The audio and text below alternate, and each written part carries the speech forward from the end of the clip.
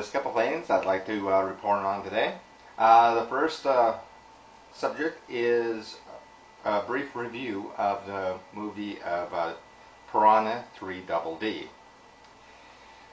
Now this is just a sequel that takes place in a different part of the area which this movie is supposed to take part of. You know, who really gives a rip? All that matters is that it takes place at a water park where people are doomed to be eaten alive. Consuming this movie, the first one, Piranha 3D, it was a conversion that, even though it was really gross, it had a sense of humor about it, a biting sense of humor, if you will, and it got pretty good reviews. I think even better than the Roger Corman's.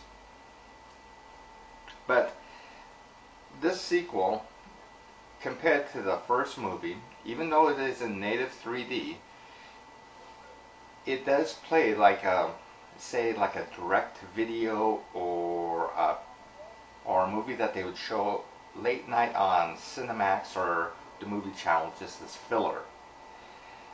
There are some bright spots. David Hasselhoff does make a self-mockery type of performance in this movie, and it really is not a strong part of the movie. There are returning actors to this one, including Christopher Lloyd and Vin Rames, and whenever they're on screen, the movie is actually halfway enjoyable. When they're off, this movie is a dud. Another nice point with the movie is after the credits roll, where they do show bloopers and satire on Hasselhoff's character.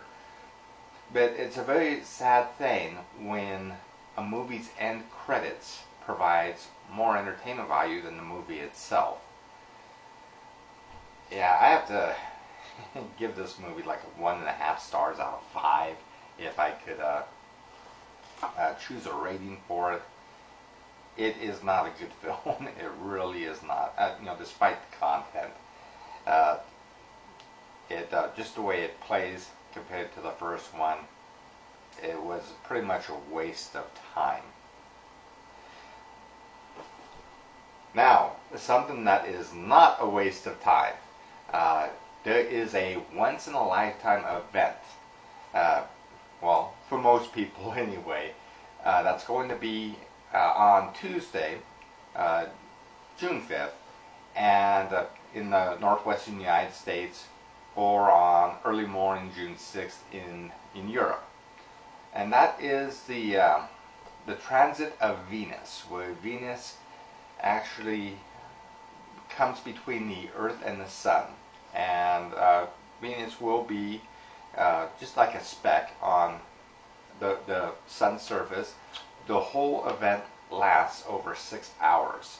But because we're in the northwestern United States, depending on where you live, it essentially begins like around 2:05 Pacific time, which would make it about, I don't know, 5:05 Eastern time. It lasts over 6 hours, so depending on when sunset happens, chances are